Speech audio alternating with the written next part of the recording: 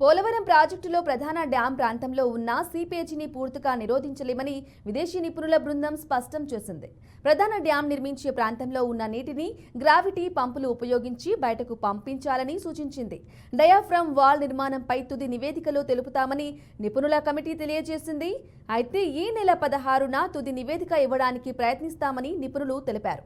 ప్రాజెక్టుకు వరద నీరు చేరుతూ ఉండటంతో పనులు ప్రారంభించడం కష్టతరమని స్పష్టం చేశారు.